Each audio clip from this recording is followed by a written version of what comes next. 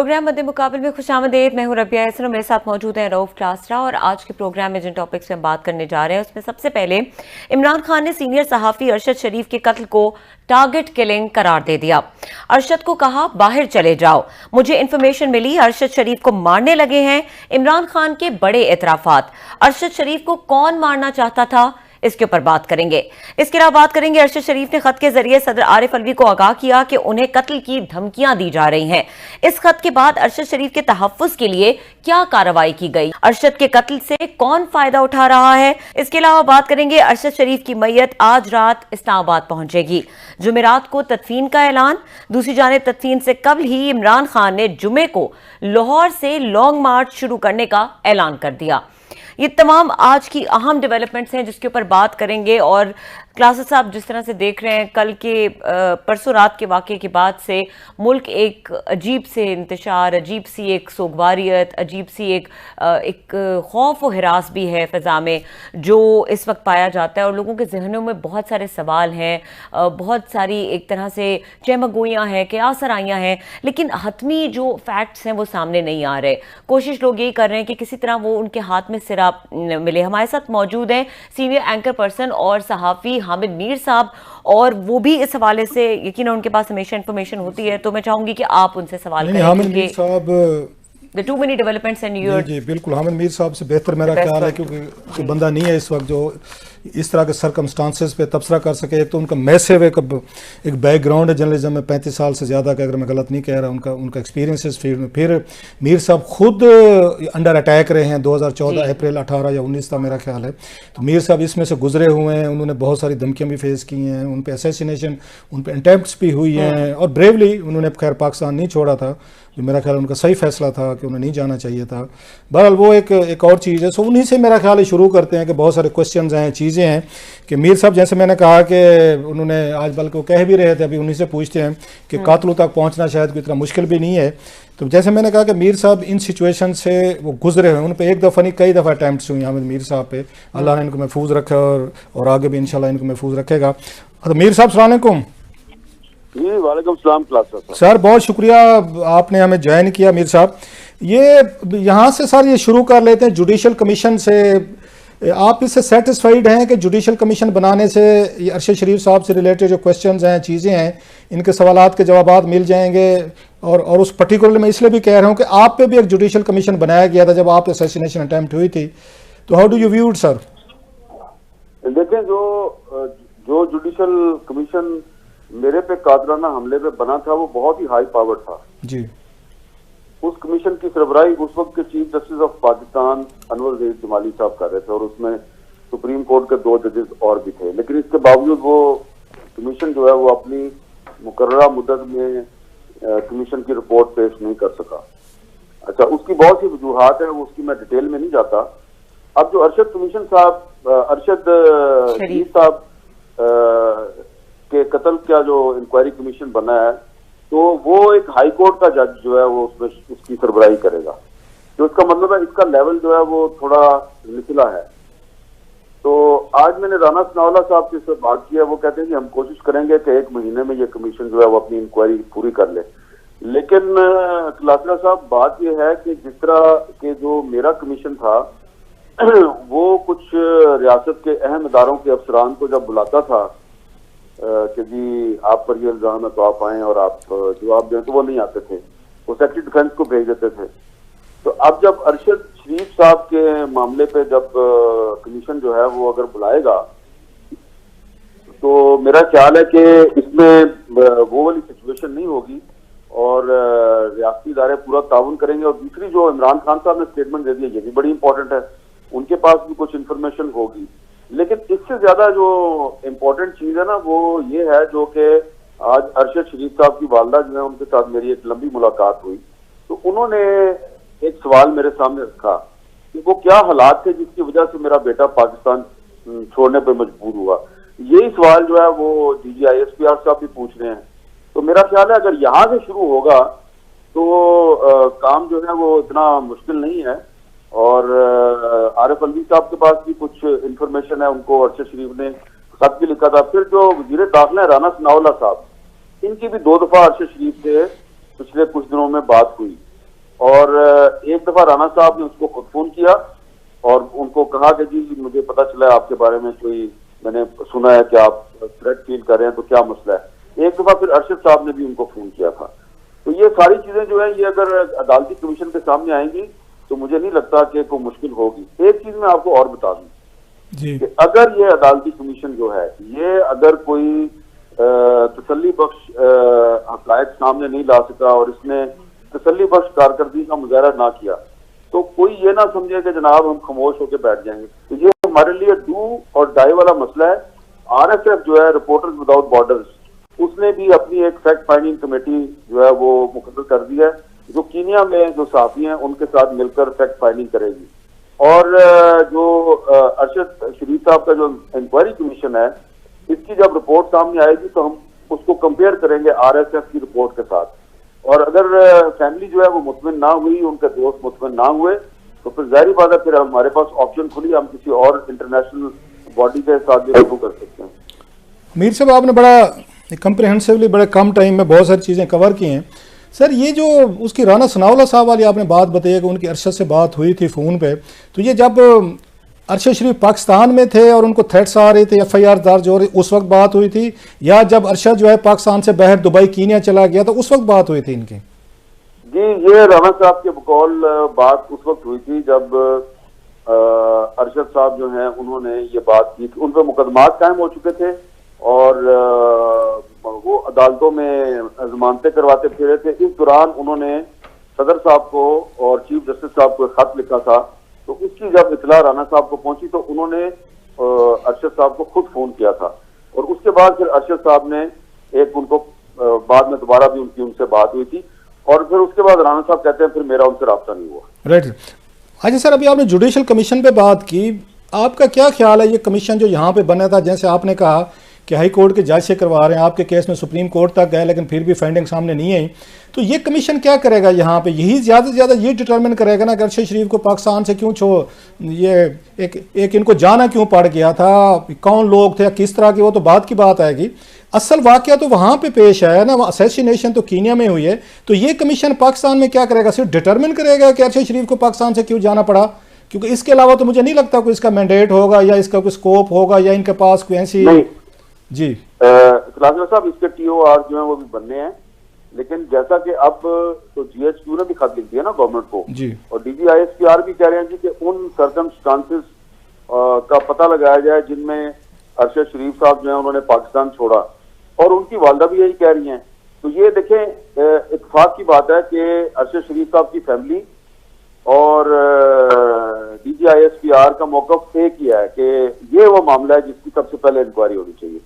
तो जब इसकी इंक्वायरी होगी तो आप भी इस चीज को समझते हैं और भी लोग समझेंगे कि यकीनन जो अदालती कमीशन है वो ये देखेगा ना कि वो क्या हालात है जिसकी वजह से अरशद शरीफ साहब ने पाकिस्तान छोड़ा। और यकीनन वो कमीशन जो है वो उनकी वालदा को तो मिलेगा ना, वो बड़ी पढ़ी लिखी खातून है, बड़ी बाहिम्मत खातून है जी, तो उनके पास भी कुछ इंफॉर्मेशन है जो वो शेयर करेंगी उसके साथ। तो वो जो उन्होंने आज सवाल मेरे सामने रखा है वही सवाल वो रखेंगी कमीशन के सामने कि मुझे बताओ कि मेरे बेटे पे वो कौन आदमी था जो पाकिस्तान के मुख्तलिफ शहरों में बैक वक्त मेरे बेटे पे मुकदमात दर्ज करवा रहा था, और मेरा बेटा कभी एक शहर में जमानत करवा रहा है, कभी दूसरे शहर में जमानत करवा रहा है। फिर इमरान खान साहब ने भी एक बात कर दिया है कि जी मैंने अरशद शरीफ को कहा था पाकिस्तान छोड़ो। तो मेरे पिछले 2 दिन में आपकी भी बात हुई होगी, मेरी भी बात हुई है। अरशद शरीफ साहब के जो बहुत से दोस्त हैं, आज उनके घर में वो बहुत से दोस्त उनके मुझे बता रहे थे कि जब उन्होंने अरशद शरीफ को बार बार कहा कि तुम पाकिस्तान छोड़ दो, पाकिस्तान से चले जाओ, तो अरशद शरीफ साहब जो है वो बिल्कुल भी तैयार नहीं थे पाकिस्तान छोड़ने पे। यहाँ तक कि काशिफ वासी साहब ने उनको ये कहा कि भाई तुम वीजे तो लगवा लो, अपने वीजे लगवा के रख लो, और जब अगर मुश्किल सूरत हाल हो तो तुम पाकिस्तान से बाहर चले जाना। लेकिन अरशद ने उनको कहा कि मैंने तो पाकिस्तान से बाहर जाना ही नहीं। तो फिर लगता यही है कि इमरान खान साहब ने उनको फिर सेंसिटाइज किया कि भाई तुम्हारे लिए बहुत बड़ा खतरा है, तो तुम फौरी तौर पर पाकिस्तान छोड़ो। तो उस वक्त अरशद साहब के पास फौरी तौर पे कोई वीजा नहीं था, लिहाजा वो दुबई चले गए। अब जब वो दुबई चले गए तो उनके जो दोस्त हैं और उनके एक वकील साहब जो हैं उन्होंने ये बताया कि जी वहां पे दुबई की अथॉरिटीज जो हैं उन्होंने अरशद शरीफ को कांटेक्ट किया और उनसे कहा जी कि हम पे दबाव है, या तो आप पाकिस्तान वापस चले जाएं या फिर आप यूएई को छोड़ दें। तो फिर अरशद शरीफ साहब के पास वीजा कोई नहीं था, तो वो फिर कीनिया चले गए, क्योंकि कीनिया में एंट्री जो है वो बगैर वीजे के हो जाती है पाकिस्तानी पासपोर्ट पे। तो ये सारी बातें जो हैं ये कमीशन के सामने आएंगी। और अगर इमरान खान साहब जो है उन्होंने आज पब्लिकली ये कह दिया है कि मुझे पता चला कि उसको मार देंगे, तो जाहिर बात है किसी न किसी बंदे का नाम तो लेंगे ना, किसी ने तो उनको बताया होगा ना, हवा में तो स्टेटमेंट नहीं दे दी। तो लिहाजा मुझे उम्मीद है कि अदालती कमीशन जो है वो ये तो डिटरमिन कर लेगा कि अरशद शरीफ साहब ने पाकिस्तान क्यों छोड़ा, वो कौन था जो उनके पीछे लगा हुआ था। लेकिन अगर वो ना भी कर सका तो उसके बाद भी ये मामला जो है यहाँ पे खत्म नहीं होगा, इसको तोड़ पे पहुंचाना आपका और मेरा फर्ज है। अच्छा मीर साहब, आपने जैसे मेरी भी आज मैं गया था वहाँ पे अरशद के घर, और उनकी मिसेस से और उनके बच्चों से, उनकी वालदा से बड़ी देर साहब ज़रा वी वल्लाही के फैमिली आना जाना था, बहुत ऑलमोस्ट एवरी वीक इस पे होता था घर पे आना जाना। तो वही सवाल जो आप बता रहे हैं उन्होंने इसी तरह के सवाल उठाए हैं। मैं सिंपली आपसे ये पूछना चाह रहा हूँ सर कि आपको भी बहुत सारी थ्रेट्स रही हैं, मुसलसल रही हैं, अभी रिसेंटली तक आपने बड़ा भुगता है, फेस किया है।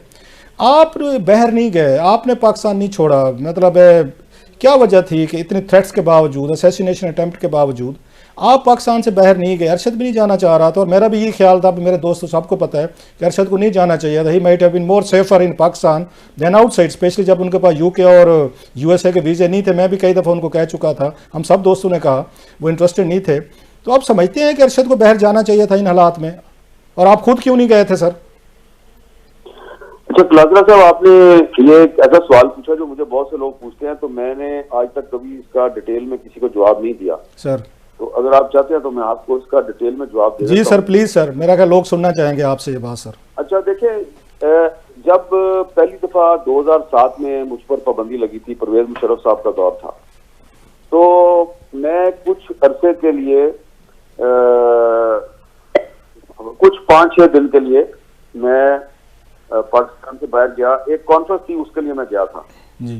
तो वहां पर मेरे साथ बहुत से लोगों ने राब्ता किया, और वो छोटे मोटे लोग नहीं थे, बहुत बड़े बड़े लोग थे। मसलन मैं आपको बताता हूँ कि मेरे साथ एक बहुत बड़ी एक बैनुल अक़वामी शख्सियत ने राब्ता किया, और उन्होंने कहा जी कि हम एक बहुत बड़ा टीवी चैनल लॉन्च कर रहे हैं, तो आप उसको ज्वाइन कर लें। तो मैंने थोड़ा बड़ा हैरान हुआ कि यार ये एक मुल्क का सरबराह है, तो ये मुझे टीवी चैनल में ज्वाइन करने के लिए ऑफर मार रहा है, तो ये क्या चक्कर है। तो जब उसने देखा कि मैं ज्यादा इंक्लाइंड नहीं हूं, तो उसने मुझे कहा कि बेनजीर भुट्टो साहब हमारा टीवी चैनल ज्वाइन कर रही है। अच्छा। मैंने कहा कि वो क्या करेंगे टीवी चैनल में? उन्होंने कहा बेनजीर भुट्टो जो है वो वीकली एक लेक्चर दिया करेंगी। तो वो जो था जी साउथ एशियन चैनल था, बहुत बड़ा, और गल्फ के एक कंट्री में उसका हेडक्वार्टर बनना था जी।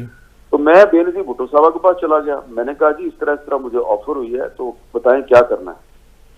तो बेनजीर साहबा जो है वो बड़ी ही मोहताज थी, तो वो मुझे अपने लॉन में ले गई, और उन्होंने कहा मोबाइल फोन वगैरह जो है वो अंदर रख के आओ। और लॉन में जाके उन्होंने कहा कि बिल्कुल ज्वाइन नहीं करना, और ये पाकिस्तान के दुश्मन है, इनका एंटी पाकिस्तान एजेंडा है, ये आपको और मुझे इस्तेमाल करना चाहते हैं। अब हमारा मसला ये है कि आप भी स्टेट के इदारों से लड़ रहे हैं, और मेरा भी पड़ा है उनके साथ, तो मैं तो बातचीत के लिए कोई रास्ता निकालने की कोशिश कर रही हूँ, इंशाल्लाह रास्ता निकल आएगा। तो आप इनके हाथ ना चढ़ना, वरना ये आपको पाकिस्तान के खिलाफ इस्तेमाल करेंगे जी। तो मैं जनाब फौरन अगले दिन की फ्लाइट लेके मैं पाकिस्तान वापस आ गया। अब उसके बाद मैं जरा हो गया मोहताज। जब 2012 में मेरी गाड़ी के नीचे बम लगा, तो एक दफा फिर इसी तरह मुझे लोगों ने कहा पाकिस्तान से बाहर चले जाओ, पाकिस्तान से बाहर चले जाओ। मैंने इनकार कर दिया। फिर 2014 में जब मुझ पर हमला हुआ, तो उसके बाद यहाँ तक हो गया था कि मैं जब आगा खान हॉस्पिटल में एडमिटेड था, तो एयर एम्बुलेंस जो है वो मुझे उठाने के लिए कराची एयरपोर्ट पे पहुंच गई थी। तो मैंने कहा फिर आप मुझे पाकिस्तान से बाहर ना ही लेके जाएं। तो उन्होंने कहा क्यों? मैंने उनको वो बताई तो नहीं बात, लेकिन मेरे जेल में वही 2007 वाली बात थी कि बाहर जाके बंदा ज्यादा वल्नरेबल हो जाता है। और उसके बाद फिर ये हुआ कि मैं पाकिस्तान में ही रहा, लेकिन 2 गोलियां मेरे अंदर जिस्म के अंदर थी, उनको निकलवाने के लिए मलाला यूसुफजई ने जो बर्मिंघम के एक हॉस्पिटल में जहां पे उनकी अपनी ट्रीटमेंट हुई थी, तो वहां पे जब उन्होंने मेरा इंतजाम किया, तो जब मैं यूके गया तो कलासरा साहब वहां पे भी मेरे पीछे लोग लग गए। अच्छा। उन्होंने मुझे कहा जी आपने सिर्फ एक किताब लिखनी है, और वो किताब ऐसी हिट होगी पूरी दुनिया में, आप उसका एडवांस भी ले लें और आपको पाकिस्तान वापस जाने की जरूरत ही नहीं है। तो मेरी फैमिली जो है वो सारा मेरी फैमिली के सामने हो रहा था ये काम जी। तो मैंने जनाब फिर जान छुड़ाई अपनी और मैं फिर पाकिस्तान वापस आ गया। अभी पिछले साल भी यही सूरत हाल थी। अच्छा, पिछले साल ये हुआ कि मुझे 6 महीने की फेलोशिप मिल रही थी और अगेन किताब ही लिखनी थी, तो मैं बिल्कुल जाने के लिए तैयार था और पिछले वाकयात भी मेरे ज़हन में थे, लेकिन मैंने कहा चले अब इतना टाइम गुजर चुका है, मैं इतना तो समझदार हूँ कि मैं किसी के हाथों इस्तेमाल तो नहीं हो सकता जी। लेकिन फिर मुझे मेरे एक मेहरबान ने मशवरा दिया कि आपको नहीं पता कि करीमा बलोच के साथ कनाडा में क्या हुआ है, आपको नहीं पता कि एक और साथी के साथ नॉर्वे में क्या हुआ है, तो बाहर मत जाएं, आप वल्नरेबल होते हैं जी। अब मैं ये नहीं कहूंगा कि पाकिस्तान से बाहर नहीं जाना चाहिए, लेकिन मैंने तो पाकिस्तान से बाहर एक दफा 2007 में जाकर देख लिया था कि जो है ना, एक तो पाकिस्तान के अंदर आपके दुश्मन आपको जीने नहीं देते, फिर पाकिस्तान से बाहर जो पाकिस्तान के दुश्मन है वो आपके पीछे लग जाते हैं, वो भी आपको इस्तेमाल करना चाहते हैं। True. लेकिन अरशद शरीफ साहब जिन हालात में गए हैं वो बड़े जरा मुख्तलिफ हालात हैं और उसमें अब इमरान खान साहब ने क्योंकि मुझे जाती तौर पर पता है कि अरशद शरीफ पाकिस्तान से बाहर जाने के लिए तैयार नहीं था। बहुत से दोस्त जो हैं वो ये गवाही देने के लिए तैयार है, लेकिन अगर उनको भेजा गया है तो फिर शायद उनका ये ख्याल होगा कि मैं कुछ दिन में वापस आ जाऊंगा, लेकिन वो वापस नहीं आए और उनके पास वीजा भी कोई नहीं था। मेरे पास तो वीजे थे लेकिन उनके पास वीजा भी कोई नहीं था, वो ना यूके जा सके ना यूएसए जा सके। तो ये सारे मामला जो हैं ये इनको देखने की जरूरत है, लेकिन मैं ये रिपीट करना चाहता हूँ कि अगर कोई इन हालात में पाकिस्तान से बाहर चला जाता है तो ये कोई गलत बात नहीं है। हर कोई बंदा जो है वो हमारी तरह अपने आप को और अपनी फैमिली को मुश्किल में डालने का खतरा नहीं लेता मोल। तो अगर कोई चला जाता है तो बहुत मजबूरी में जाता है, हर कोई बंदा अपनी खुशी से पाकिस्तान नहीं छोड़ता। नहीं, आपने बड़ा ये तफसील से मीर साहब अपनी ऑर्डील और जो कुछ आपके साथ हुआ, मेरा ख्याल पहली दफ़ा आपने ये चीज़ें शेयर की हैं, मुझे नहीं याद पड़ता इससे पहले कहीं पे आपकी बात हुई है एक। लेकिन सर थोड़ी सी क्रिटिक भी आ रही है, खान साहब ने जैसे आज इंकशाफ किया है और आप बिल्कुल ठीक कह रहे हैं, खान साहब को definitely prime minister of Pakistan रहे हैं, उन पर 3.5 साल रहे हैं, बहुत सारी एजेंसीज बहुत सारे लोग उनके साथ रब्ता एक रहा है, उन्हें पता होगा कि सारी चीज़ें कहाँ से आ रही हैं किधर से हो रही हैं। लेकिन जब उनको भेजा गया और उसके बाद पता था कि अरशद के पास वीज़े नहीं है यूके के या उसके इसके या अमेरिका या यूरोप के, तो अब समझते नहीं है कि खान साहब को थोड़ा सा इंटरवीन करना चाहिए था। वो यूके के एम्बेसी को खुद भी कह सकते थे, उनका इतना बड़ा क्लाउड था, हाई कमिश्नर को कह सकते थे, वो यूके प्राइम मिनिस्टर को बात कह सकते थे कि हमारे जर्नलिस्ट हैं थ्रेट्स फेस कर रहे हैं, तो इस पर इवन वो यूरोपियन कंट्रीज किसी को कह सकते थे। तो ये फिर हमने देखा कि अरशद शरीफ हैज़ बीन, वो कहते हैं लेफ्ट ऑन हिज ओन, कि ये जाएँ जी बस, आप इतना मशवरा देने के बाद और आप खुद कह रहे हैं कि वो नहीं जाना चाह रहे थे, आपके बहुत सारे दुनिया भर में दोस्त हैं जो वहाँ पे एम्बेसी से बात कर सकते थे। अगर अरशद ने कीनिया ही जाना था तो कीनिया से तो वही वाली बात पाकिस्तान ज़्यादा सेफ था, तो उसको यहाँ से बाहर भेजने के बाद खुला छोड़ दिया गया, मतलब रहमो करम पे आप जाएं और वो बेचारा वहाँ पे गूगल कर रहा है फिर रहा है कि जनाब कौन से मुल्क में मुझे वो आने देंगे, वीज़ा ऑन अराइवल मिल जाएगा। तो यहाँ पे कोई सपोर्ट तो मिलनी चाहिए थी जिन लोगों ने उनको मशवरा दिया कि आप चले जाएं और वो चले गए उनका कहना मानकर। अच्छा क्लासरा साहब, आप अरशद को मेरे से ज्यादा बेहतर जानते हैं, आपकी उनसे ज्यादा कुर्बत थी, लेकिन जितना मैं अरशद साहब को जानता था ना, वो बड़े खुददार आदमी थे और बहुत कम अपने मसाइल जो हैं वो दोस्तों के साथ शेयर करते थे। तो जिस तरह की उनकी शख्सियत थी, तो जब इमरान खान साहब ने उनको ये कहा कि भाई आप पाकिस्तान से बाहर चले जाएं, तो बकौल इमरान खान साहब के पहली दफा इमरान खान साहब ने इनकार कर दिया, अरशद साहब ने इनकार कर दिया, उन्होंने कहा मैंने नहीं जाना। तो उसके बाद दोबारा फिर खान साहब ने उनको कहा कि नहीं भाई आप चले जाएं, मुझे जो खबर मिल रही है वो बिल्कुल दुरुस्त है। तो उसके बाद इमरजेंसी में अरशद साहब जो है वो गए कहाँ से, आपको पता ही होगा, पिशावर से गए। और पिशावर एयरपोर्ट से जब वो गए तो जाहिर बात है कि जो खैबर पख्तूनख्वा की गवर्नमेंट है उसने भी थोड़ा बहुत उनको हेल्प आउट किया होगा।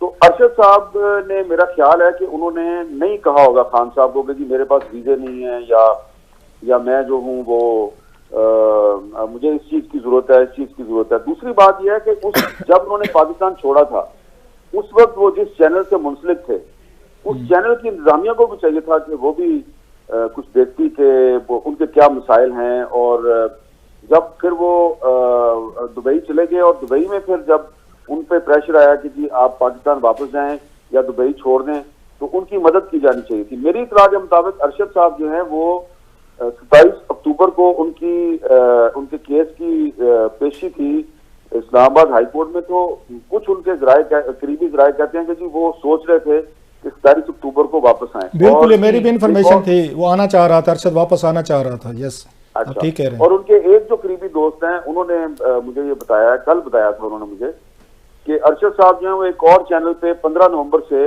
अपना शो भी शुरू करना चाह रहे थे। तो उनका ये ख्याल था कि मैं पाकिस्तान वापस आऊंगा, अगर गिरफ्तार कर लेते हैं तो ठीक है, फिर गिरफ्तार कर लें, अगर मेरी जमानत हो जाती है तो फिर मैं कुछ दिन के बाद अपना शो शुरू करूंगा एक और चैनल पे।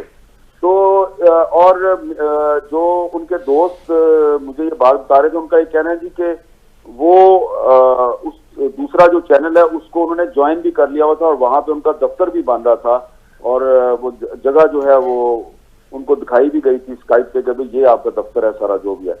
तो अब अरशद साहब जो है उन्होंने इमरान खान साहब को नहीं बताया, लेकिन इमरान साहब का ये इखलाकी फर्ज था कि अगर उन्होंने खुद कह के अरशद शरीफ को पाकिस्तान से बाहर भेजा है तो वो फिर ख्याल करते देखते कि बाहर जाके अरशद शरीफ जो है वो किस सूरत हाल से गुजर रहा है। अब देखे ना कि वो बंदा जो है वो यूके के नंबर की एक सिम इस्तेमाल करके और वो ये इंप्रेशन दे रहा था कुछ लोगों को कि मैं जनाब यूके में हूँ। सिक्योरिटी रीजन के लिए मैंने भी बहुत कुछ किया हुआ। देखिए मैं भी जब इन हालात से गुजर रहा था तो मैंने भी इस्लामाबाद में एक अपने घर के अलावा एक ठिकाना और बनाया हुआ था, और एक रात में एक जगह पे रहता था, एक रात एक जगह पे रहता था। दफ्तर में एक कार पे जाता था, दूसरी कार से निकलता था, और पूरी मेरी फैमिली जो है वो मेरी वजह से प्रॉब्लम में थी। और कभी मैं गाड़ी की नंबर प्लेट बदल रहा हूँ, कभी मैं एक नंबर से कॉल कर रहा हूँ, कभी दूसरे नंबर से कॉल कर रहा हूँ। तो मैं बिल्कुल इसको समझता हूँ कि अरशद शरीफ साहब यूके का नंबर इस्तेमाल करके तो अपने जो उनके लोग पीछे लगे हुए थे उनका धोखा देने की कोशिश कर रहे थे। ये जो बीबीसी ने भी खबर दे दी और भी मीडिया पे खबर आई कि जी अरशद शरीफ साहब दुबई से यूके गए, यूके से कीनिया गए। वो तो यूके गए ही नहीं कोई भी। Very true. तो वो तो दुबई से सीधे कीनिया गए। तो ये इमरान खान साहब को चाहिए था कि इस सूरत हाल का अगर उनको पता था तो वो अरशद शरीफ की मदद करते। लेकिन मेरा ख्याल है कि अरशद साहब का जितना मुझे पता है कि वो अपने मसाइल और अपनी कमजोरियां वो दूसरों को बहुत कम शेयर करते थे। तो नहीं, बिल्कुल आपने बिल्कुल ठीक है। मेरा जैसे आपने कहा 24 साल से ताल्लुक था अरशद से, दिन रात ऑलमोस्ट हम सिर्फ 8 घंटे शायद घर सोने जाते थे, बाकी 24/7 हम इकट्ठे गप्पे होती थी। बिल्कुल ठीक कह रहे हैं, हमारे साथ भी बहुत सारी चीज़ें नहीं करते थे शेयर। एक चीज़ में आपने बड़ा खूबसूरत तरीके से पॉइंट आउट किया कि लोगों का ख्याल था कि अरशद जो है यूके गए, यूके से कीनिया गए, किसने बुलाया, ऐसी कोई बात नहीं थी। अरशद के पास ये था, ये यूके का नंबर था, ये अरशद के पाकिस्तान में मेरा ख्याल है इसको 3-6 महीने से अरशद के पास था, ये अरशद के यूज़ में था। मैं ये पहली दफ़ा बता रहा हूँ यहाँ पे, अरशद ने वो नंबर हमें दिया हुआ था, मेरे पास था, कुछ और दोस्तों के पास था, कि ये उसको यूज़ कर रहा था जब ये पाकिस्तान में थे अरशद। उस वक्त से था इसके पास, 5-6 महीने पहले से था, ताकि अगर किसी ने कोई अपने करीबी दोस्त में घर वालों ने बात करें, वही आप वाली बात, खौफ था कि मेरे पीछे लोग लगे हुए हैं। सो उन्होंने जो व्हाट्सएप थी यूके वाला नंबर था वो 6 महीने से वो यूज़ कर रहे थे पाकिस्तान में। सर इसके साथ अभी इमरान खान साहब ने जो लॉन्ग मार्च की उन्होंने डेट दी है, लाहौर से दी है, आप समझते हैं कि अरशद शरीफ साहब की आज रात उनकी आ रही है, उनकी मैयत आ रही है, परसों का उनकी बैरियल है, साथ में कोइंसिडेंट कर रहा है उनका खान साहब का लॉन्ग मार्च है। लोगों में मैंने देखा है, एक तो दुख होता है, हर बंदे को फील होता है, शायद हमारे घर में ये मैयत हुई है, सारी चीज़ें होती हैं, इसका क्या इम्पैक्ट आएगा? खान साहब एक बड़ा ह्यूज क्राउड वो लेकर आएंगे और जो मकासद हैं उनके वो पूरे कर सकेंगे लॉन्ग मार्च के साथ?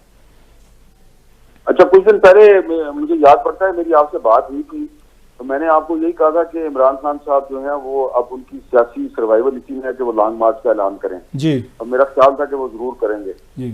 तो अब उन्होंने कर तो दिया है, और पहले इमरान खान साहब ने कहा था कि वो जुमेरात को जुमे को लॉन्ग मार्च का ऐलान करेंगे। अब उन्होंने लाहौर में प्रेस कॉन्फ्रेंस भी कर दी है।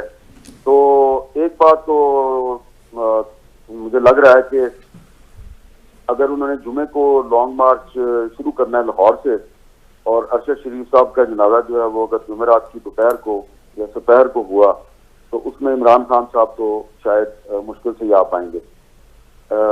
वैसे उनको आना चाहिए, लेकिन बहरहाल अगर नहीं भी आते तो अरशद शरीफ को तो उसका कोई फर्क नहीं पड़ता।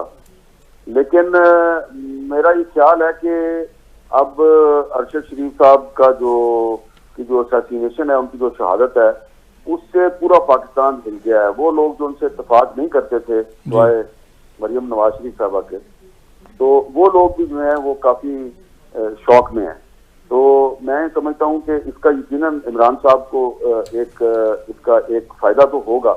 लेकिन मैं शेयर करना चाहूंगा कि आज आप भी अरशद शरीफ की वालदा को और उनकी वाइफ को मिले, तो जब मैं भी उनके पास बैठा हुआ था जी, तो उनकी वाइफ जो है ना, उन्होंने एक बात जो है वो बड़े वाज़ेह तौर पे कही कि अरशद शरीफ की जो शहादत है ना, इसको सियासी तौर पे इस्तेमाल नहीं किया जाना चाहिए, इस पे सियासत नहीं होनी चाहिए। वो बड़ी समझदार तो खतून है। वो हमारी जो भाभी हैं, she is a very wise and very powerful woman है। माँ से हमारा तो चलो उनसे तल्लुक़ है, बड़ी 24 साल से। बाहिम्मत खातून है, वेरी वेरी बोल्ड। बल्कि सारे बात थोड़ी सी और साइड पे चली जाएगी। मेरा ख्याल है अरशद तो हमारी तरह मैवरिक ही था, तो सारे बच्चे पालना, उनको बड़ा करना, एजुकेशन करना, ये हमारी उन्हीं भाभी का काम है।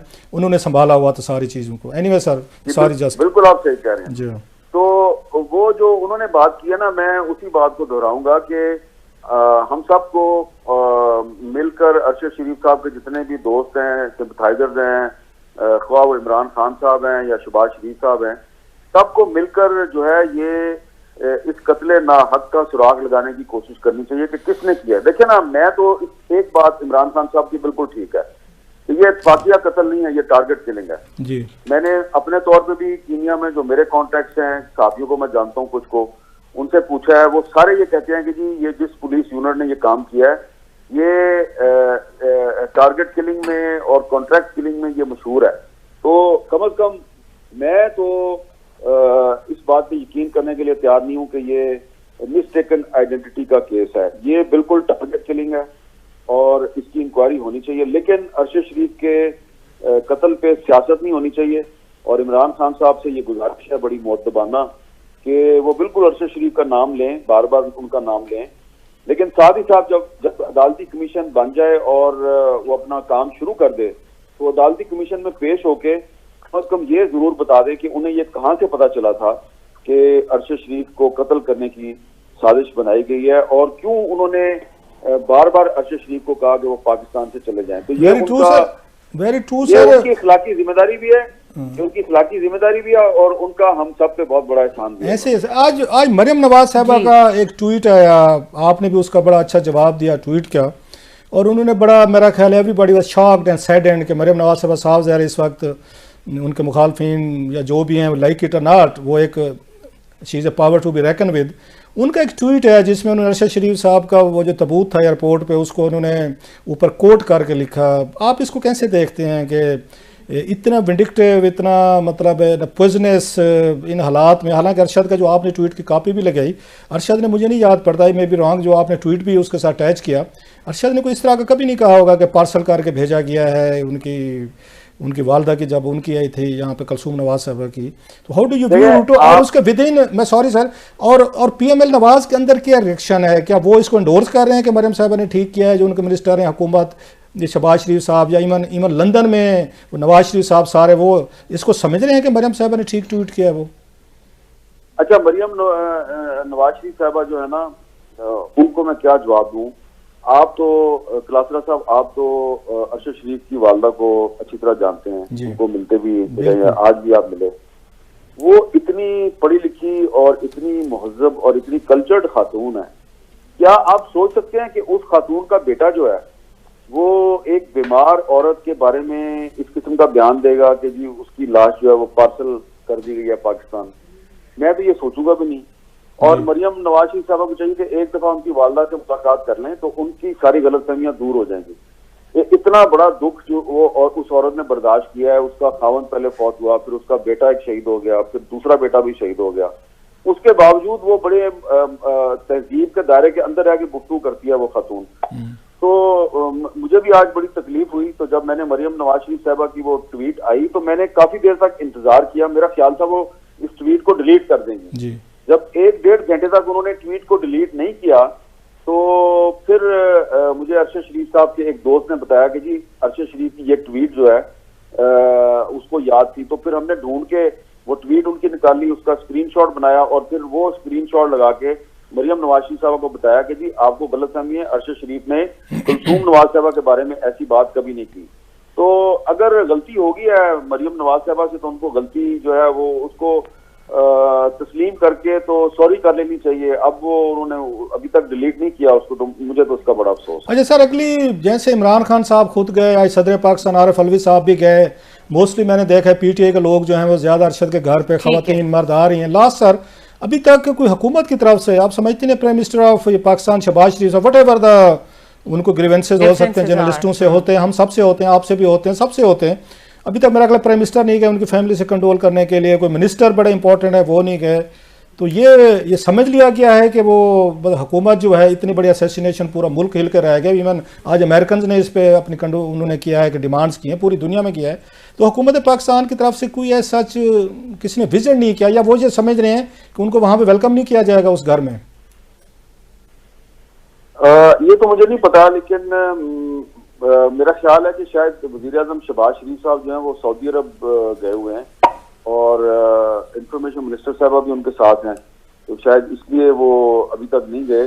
उम्मीद है मुझे कि जब वो वापस आएंगे तो वो जरूर जाएंगे। लेकिन एक मैं आपको बात बता दूं कि वज़ीर दाखिला राना सनाउल्लाह साहब जो हैं वो रात को 1:45 बजे जब अरशद शरीफ साहब का सबूत जब इस्लामाबाद एयरपोर्ट पे पहुंचेगा तो रात को 1:45 बजे राना सनाउल्लाह साहब जो हैं वो खुद वहां पर उसको रिसीव करने के लिए मौजूद होंगे। और अरशद शरीफ साहब की फैमिली के लोग भी होंगे, कुछ उनके दोस्त भी होंगे, लेकिन राना सनाउल्लाह साहब ने अपने तौर पे खुद ये फैसला किया कि वो भी वहां पे जाएंगे। और मैंने उनसे पूछा कि ये आपने खुद फैसला किया या आपको कहा गया है, तो उन्होंने कहा कि नहीं मैं अपने तौर पे जाऊंगा। और वो ये कह रहे थे कि मैं समझता हूँ कि अरशद शरीफ के साथ बहुत जुल्म हुआ। मुझे याद है मैं लास्ट वर्ल्ड सर के जब 2011 में जिस दिन अरशद के वाले साहब की और भाई की डेथ्स हुई थी एक ही दिन, उसके बाद शहबाज शरीफ साहब वज़ीर आला पंजाब थे, तो इन्होंने अरशद के घर को विजिट किया था और कंडोलेंसेस की थी, अरशद के स्पेशली घर गए थे। सो इसलिए कि जो अब हालात हुए हैं और जिस तरह का एक लोगों में दुख है और ये गम है, तो अगर एवरीबॉडी माइट बी एक्सपेक्टिंग कि अब एक as a prime minister of Pakistan, not as a Shahbaz Sharif या एज ए शरीफ फैमिली, तो लोग एक्सपेक्ट कर रहे थे कि शायद वो जाएंगे। सर तो पहले गए थे 2011 में, मुझे याद है ये वहाँ पे आए थे कंडोलेंसेस के लिए। ये बिल्कुल आप सही कह रहे हैं, उनको जाना चाहिए। और देखें ये सियासी इख्तिलाफात अपनी जगह पे होते हैं, लेकिन इस किस्म के जो शादी और गमी के जो मामलात होते हैं तो इसमें एक दूसरे के साथ खड़े होना चाहिए। और वैसे भी तिलासरा साहब मुझे लगता है कि बहुत जल्द ऐसे हालात पैदा हो जाएंगे कि ये इमरान खान और शहबाज शरीफ और आसिफ जरदारी और मौलाना फजलुर रहमान और ये सारे जो लोग हैं इनको रियलाइज होगा कि हमने ये जो सियासी इख्तिलाफ को एक कबायली दुश्मनी बनाया हुआ, तो हमने ये बड़ा गलत काम किया है और हमें इस किस्म के मौके पे एक दूसरे के साथ खड़े होने की जरूरत है। तो हो सकता है कि ये जो अरशद शरीफ साहब का जो गम है ये पाकिस्तान के अहले सियासत और अहले सहाफत को कुछ नुकात पे इकट्ठा कर दे। और मुझे लगता ये है कि हालात भी ऐसे बनने वाले हैं। मैं सारी लास्ट कमेंट कर रहा था, आपसे ले रहा था कि टाइम वीवर चार्ट आपने बड़ा मेहरबानी की, बहुत सारा टाइम दिया। ये इसी तरह का अलायंस तो आपको याद होगा चल रहा डेमोक्रेसी के जरिए 2006-7 में भी बना था, यही सारी पार्टीज थी, पीडीएम एक उस वक्त बन गई थी, अरशद साहब, इमरान खान साहब वगैरह। ये रियलाइजेशन तो 10-12 साल पहले भी हुई थी, फिर वही लड़ाई झगड़े वही कुछ हुआ। आप समझते हैं कि आपकी दफा इतनी बड़ी कोई और कोई नई अंडरस्टैंडिंग होगी और उसके बाद ये नहीं लड़ेंगे एक दूसरे से? सर ये तो पहले भी कर चुके हैं ये। तो देखे ना, इंसान कई दफा गलतियां करते हैं और गलतियों से सबक नहीं सीखते, फिर गलतियां करते हैं, फिर सबक नहीं सीखते। तो एक दफा ये तो इससे पहले भी ये इस तरह के इतिहाद बन चुके हैं। आपको एआरडी याद नहीं है जो परवेज मुशर्रफ साहब के 1999 के coup के बाद बनी, वो भी टूट गई थी। तो उसके बाद फिर ये दोबारा एक बहरहाल आप दबे लफ्जों में बड़ी सारी खबर दे गए मीर साहब, मैं इसकी डिटेल में हम नहीं जाते, मेरा ख्याल है व्यूअर्स भी समझ रहे होंगे, कुछ हम भी समझ रहे हैं। बड़ी सारी आप खबर देकर जा रहे हैं सर कि ये सारे दोबारा इकट्ठे हो सकते हैं। थैंक यू वेरी मच, आपने बड़ा टाइम दिया और बड़ी इसके तफसील के साथ आपने इनसाइड आउटसाइड स्टोरीज जो हैं शेयर की। Thank you sir. जी हाँ, मीर साहब हमारे साथ मौजूद थे और प्रोग्राम का वक्त खत्म हो गया। देखने के लिए शुक्रिया, इजाजत दीजिए।